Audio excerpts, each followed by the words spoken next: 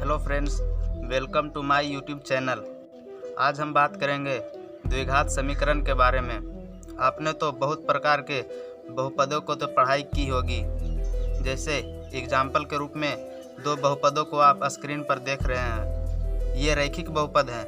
इनमें बहुपदों का घात 1 है, इसीलिए रैखिक बहुपद के नाम से यह जाने जाते हैं। इसी प्रकार जब बहुपद का घात 2 होता है, जैसे कि ये x² - 5x + 6, तब यह द्विघात बहुपद कहलाता है। सिंपल वे में जब भी किसी बहुपद का घात 2 होता है तो उसे द्विघात बहुपद कहते हैं। और द्विघात बहुपद को शून्य यानी कि 0 के बराबर कर देते हैं तो वही द्विघात बहुपद द्विघात समीकरण का रूप ले लेती है। जैसे कि आप यहाँ से समझ सकते हैं ax² + bx + c, जहाँ a ≠ 0, तब यह एक द्विघात बहुपद है।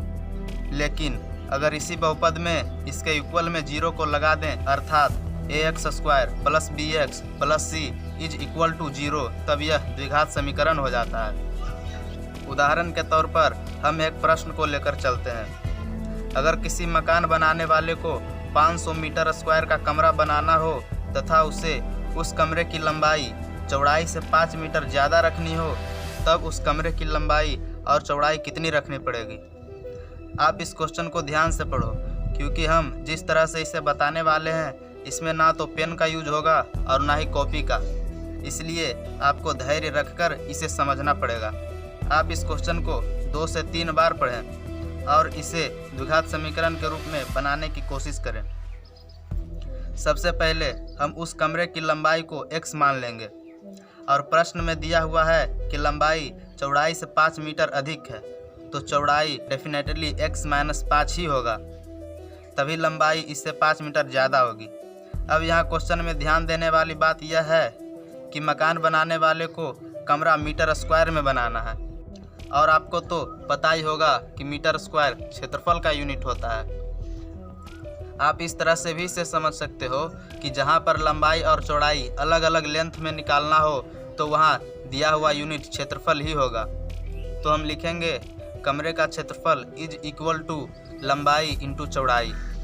हम लंबाई और चौड़ाई को पहले ही अचर रूप में निकाल चुके हैं, वहीं इस फॉर्मूले में हम पुट कर देंगे, अर्थात लंबाई x × चौड़ाई x - 5 = 500। इसीलिए अब इसे मल्टीप्लाई करेंगे तो x² - 5x = 500 आएगा। ये जो निकल कर आया ये भी एक द्विघात समीकरण ही है। लेकिन यहाँ पर आप पूछ सकते हो कि द्विघात समीकरण के इक्वल में तो 0 होता है, तो इस समीकरण को 0 के बराबर लाने के लिए 500 को राइट साइड से लेफ्ट साइड ले आएंगे।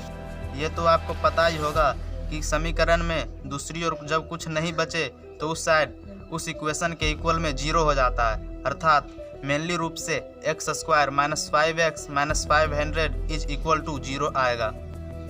यह वही द्विघात समीकरण है जो उस कमरे की लंबाई को पूर्ण रूप से स्पष्ट करेगी। हम आशा करते हैं ये आपको समझ में आ गया होगा। अगर थोड़ी सी भी प्रॉब्लम हो तो आप इसे खुद से करके देख सकते हैं। मैं गारंटी देता हूँ कि आप अच्छी तरीके से इसे समझ जाएंगे। अगर फिर भी समझ में नहीं आया हो तो आपके लिए कमेंट बॉक्स खाली है। अब बिना टाइम को बर्बाद किए आगे बढ़ते हैं। इतनी देर में आपको ये तो पता चल ही गया होगा कि वास्तविक जीवन की बहुत सारी प्रश्नों और समस्याओं का हल द्विघात समीकरण की सहायता से निकाला जा सकता है। यहाँ पर एक नोट पॉइंट यह आता है कि भारत के महान वैज्ञानिक आर्यभट्ट द्विघात समीकरण के जनक माने जाते हैं। आगे बढ़ने से पहले आपको बता दें कि अगर आपने अभी तक इस चैनल को सब्सक्राइब नहीं किया है तो कर लें, और साथ ही बगल के बेल आइकन को दबाकर ऑल पर क्लिक कर दें, ताकि ऐसी ही नॉलेज भरी वीडियोज अपलोड होते ही आपको तुरंत मिल जाए। द्विघात समीकरण ax² + bx + c = 0 में चर यानी कि वेरिएबल वैल्यू x है, जहां a, b और c वास्तविक संख्याएं अर्थात रियल नंबर्स हैं, और मेन पॉइंट की जिस पर घात रहे उसका वैल्यू 0 नहीं होना चाहिए, अर्थात a ≠ 0। एक एग्जाम्पल से समझते हैं कि x² - 5x - 500 = 0 एक द्विघात समीकरण है, जहां a का वैल्यू 1, बी का -5 और सी का -500 है। इसी तरह से x² + 3x + 200 = 0 भी एक द्विघात समीकरण ही है। अतः ax² + bx + c = 0, जहाँ a ≠ 0 हो, यह द्विघात समीकरण का मानक रूप कहलाता है। अर्थात दुनिया में जितनी भी द्विघात समीकरण होगी, ये सभी इसी के रूल को फॉलो करेगी। उदाहरण के रूप में एक क्वेश्चन लेते हैं। आप अपने भाई से 5 वर्ष बड़े हो और 5 वर्ष बाद दोनों की उम्रों का गुणनफल 300 है। इसे द्विघात समीकरण के रूप में बदलें तो इसका सॉल्यूशन यानी कि हल इस प्रकार से होगा। माना कि आपके भाई की उम्र x वर्ष है और आपका उम्र उससे 5 वर्ष अधिक है, तो आपकी उम्र x + 5 वर्ष हो जाएगी। और आपका प्रश्न कह रहा है कि 5 वर्ष बाद आप दोनों की उम्रों का गुणनफल 300 हो जाएगा। अर्थात आपके भाई की उम्र x वर्ष है तो 5 वर्ष बाद x + 5 वर्ष, और आपकी उम्र x + 5 वर्ष है तो कुल मिलाकर 5 वर्ष बाद x + 10 वर्ष हो जाएगी। दोनों को मल्टीप्लाई करने पर अकॉर्डिंग टू क्वेश्चंस 300 हो जाएगा। अर्थात x + 5 × x + 10 = 300। इसे सॉल्व करने पर हमें x² + 15x + 250 = 0 प्राप्त होगा, जो कि एक द्विघात समीकरण है। आप इसे खुद से भी करके देख सकते हैं। ये जो आप स्क्रीन पर क्वेश्चन देख रहे हो कि जांच करें कि यह द्विघात समीकरण है या नहीं, इसका आंसर हमें कमेंट में ज़रूर बताएं।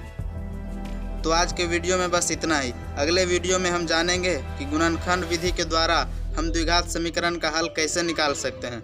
अगर वीडियो से आपको कुछ समझ में आया हो तो एक लाइक ज़रूर करें, और हमारे चैनल पर नए हैं तो रेड बटन पर क्लिक करके सब्सक्राइब भी कर लें।